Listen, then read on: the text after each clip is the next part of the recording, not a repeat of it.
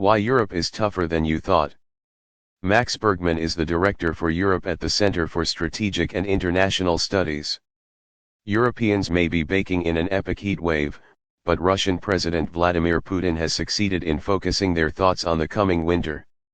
By temporarily shutting down a crucial pipeline in the past few days, Russia has signaled that it is prepared to cut off its natural gas supply, leaving a gas-dependent continent without enough energy to meet winter energy demands. Factories may be forced to close, consumers may have to ration heating, and a recession is likely. But if Putin thinks Europe will buckle, he's wrong. Europe will do what it takes to get through the crisis and will come out stronger because of it. Europe is paying for a catastrophic German policy choice. During the 16 years of Angela Merkel's tenure as Chancellor, Germany doubled down on its dependence on Russian fossil fuels. The abundance of cheap Russian gas has fueled Germany's export economy and also enabled Merkel's decision to close Germany's nuclear power plants after the Fukushima nuclear disaster. Rarely has a policy choice had such direct, catastrophic consequences. If the gas is turned off, the German economy and the European Union's is going to suffer severely.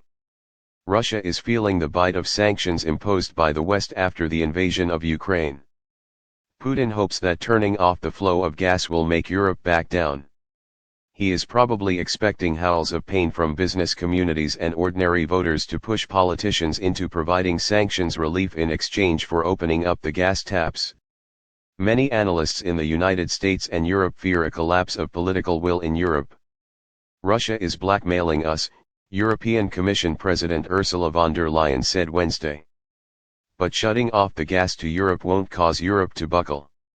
Over the past decade, Europe has shown time and time again that it is not soft.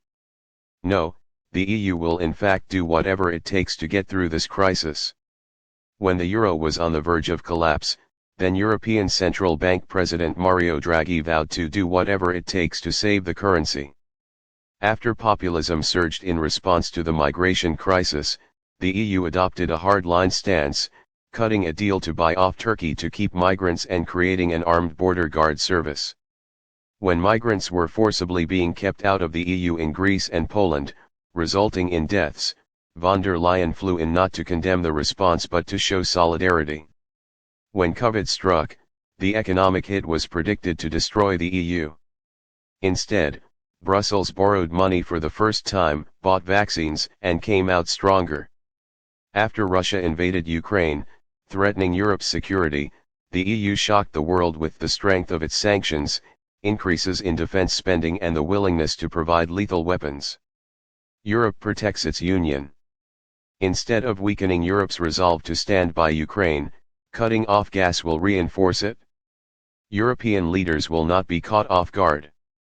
They believe that Russia will cut off the gas and are making it clear that Putin is to blame. Ukrainian President Volodymyr Zelensky harshly criticized an agreement between Europe and Canada to export a gas turbine to Russian energy giant Gazprom to upgrade the Nord Stream 1 pipeline, but that was actually a deft political move.